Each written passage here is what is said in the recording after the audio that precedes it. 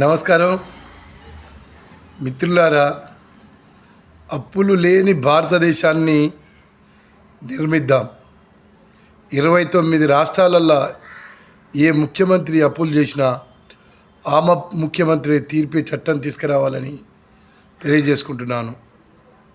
అన్ని రాష్ట్రాలను అప్పులమయం చేసిర్రు, భారతదేశాన్ని అప్పుల ఊబిలోకి దించుతున్నారు.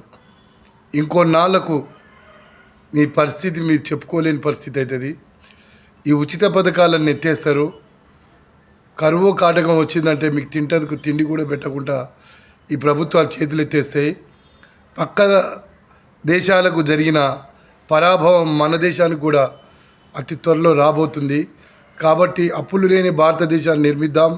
ప్రతి ఊళ్ళో చెట్లను పెడదాం. రండి, నన్ను గెలిపించండి. కారింగుల యాదగిరి, భువనగిరి పార్లమెంట్ అభ్యర్థి.